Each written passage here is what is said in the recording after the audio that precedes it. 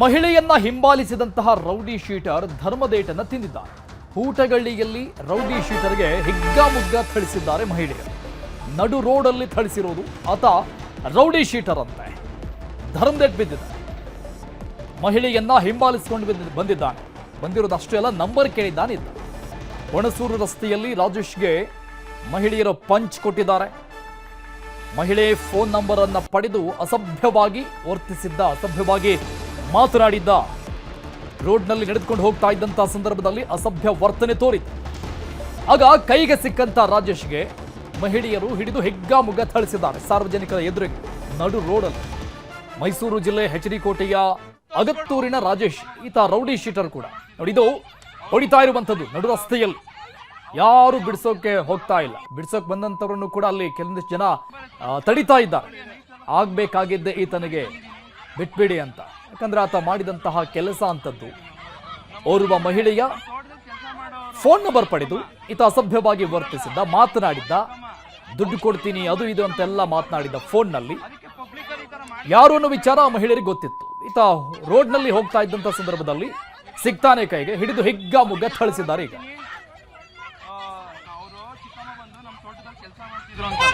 ಅವರು ಓದಕ್ ಬರೆಯಕ್ ಬರಲ್ಲ. ಅವ್ರಿಗೆ ನಮ್ಮ ಫೋನ್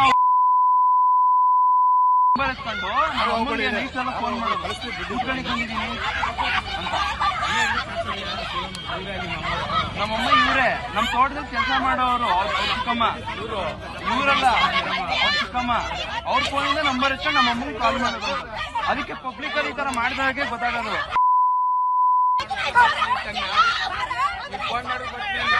15,000 ಕೊಡ್ತೀನಿ.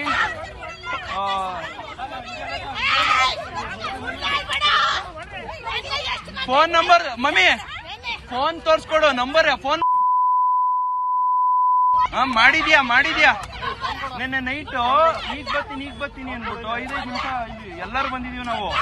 ಅಲ್ಲೇ ಎಲ್ಲ ಕೂತ್ಕೊಂಡು ನಮ್ಗೆ ಫೋನ್ ಮಾಡೋದು. ಅದೇನ್ ಮಾಡ್ಕೊತೀರಾ ಮಾಡ್ಕೊಳ್ಳಿ, ಊಟಗಳಿನ ಉಡಿಸ್ ಮಾಡ್ತೀನಿ.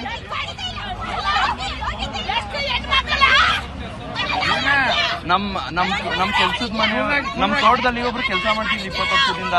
ಅವ್ರಿಗೆ ಬರಕ್ ಬರಲ್ಲ. ಅವ್ರಿಗೆ ನಮ್ಮಮ್ಮ ಲೋನ್ ಮಾಡಿಸ್ಕೊಡ್ತಿದ್ರು. ನಮ್ಮಮ್ಮ ಸೋಷಿಯಲ್ ವರ್ಕರು. ಅವ್ರ ಫೋನಿಂದ ನಮ್ಮಮ್ಮನ ನಂಬರ್ ಇಟ್ಕೊಂಡು ನಮ್ಮಮ್ಮಂಗೆ ಈ ತರ ಟಾರ್ಚರ್ ಕೊಡೋದು.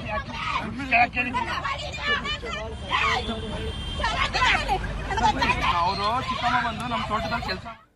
ಈ ಬಗ್ಗೆ ಡೀಟೇಲ್ಸ್ ಕೊಡ್ತಾರೆ ನಮ್ಮ ಪ್ರತಿನಿಧಿ ಆನಂದ ಸಂಪರ್ಕದಲ್ಲಿದ್ದಾರೆ. ಆನಂದ, ಹೆಣ್ಣು ಒಲಿದರೆ ನಾರಿ, ಮುನಿದರೆ ಮಾರಿ ಅನ್ನೋದಕ್ಕೆ ಮತ್ತೊಂದು ಸಾಕ್ಷಿ ಇದು. ಆತ ರೌಡಿ ಶೀಟರ್ ಆದ್ರೇನು, ಮತ್ತಾರಾದ್ರೇನು, ನಮ್ಮ ತಂಟೆಗೆ ಬಂದ್ರೆ ಇದೇ ಗತಿ ಅನ್ನೋ ತರ ಥಳಿಸಿದ್ದಾರೆ. ಇದು ಆಗ್ಬೇಕಾಗಿದ್ದೆ ಇಂಥವರಿಗೆ. ಆಕ್ಚುಲ್ ಆಗಿ ಏನಾಗಿದೆ ಘಟನೆ, ಯಾರಿಗೀತ ಕಾಲ್ ಮಾಡಿದ್ದು, ಯಾವಾಗಿಂದ ಈ ತರ ಟಾರ್ಚರ್ ಕೊಡ್ತಾ ಇದ್ದಂತೆ?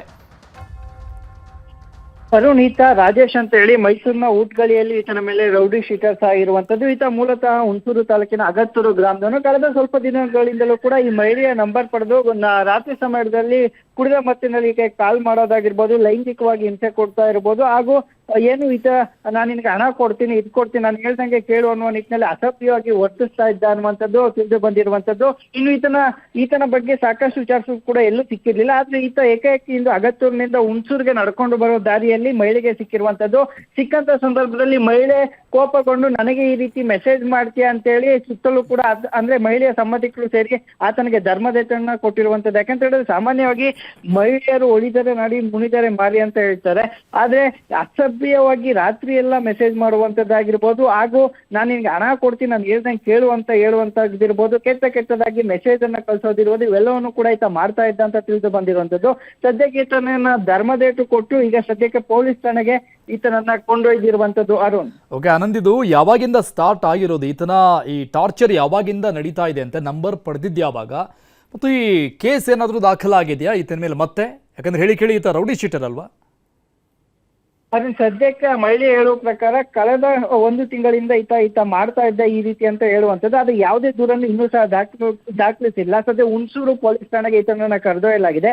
ಅಲ್ಲಿ ಸಂಪೂರ್ಣ ಮಾಹಿತಿಯನ್ನು ಸಹ ಪೊಲೀಸರು ಅಂದ್ರೆ ಮಾಹಿತಿಯನ್ನು ಕಲೆ ಹಾಕ್ತಾ ಇರುವಂಥದ್ದು. ಯಾಕಂತ ಹೇಳಿದ್ರೆ ಯಾವಾಗ ನಿಮ್ಮಿಬ್ಬರಿಗೂ ಪರಿಚಯ ಆಯ್ತು, ಯಾವ ನಿಟ್ಟಿನಲ್ಲಿ ನಂಬರ್ ಎಕ್ಸ್ಚೇಂಜ್ ಆಯ್ತು, ಈತ ಏನೆಲ್ಲ ಮೆಸೇಜ್ ಮಾಡಿದ್ರು ಅನ್ನೋ ನಿಟ್ಟಿನಲ್ಲಿ ಪೊಲೀಸರು ಸಹ ಪರಿಶೀಲನೆ ನಡೆಸ್ತಾ ಇದ್ದಾರೆ. ನಂತರದಲ್ಲಿ ಆ ಮಹಿಳೆ ಆತನ ಮೇಲೆ ದೂರನ್ನು ಸಹ ನಾನು ಕೊಡ್ತೀನಿ ಅಂತ ಹೇಳಿ ಈಗಾಗಲೇ ಹೇಳಿರುವಂತದ್ದು. ಸದ್ಯ ಇನ್ನು ಕೆಲವೇ ಹೊತ್ತಿನಲ್ಲಿ ಆತನ ಮೇಲೆ ದೂರು ಸಹ ದಾಖಲಾಗುತ್ತೆ. Arun, thank you Anand ಡೀಟೇಲ್ಸ್ಗೆ.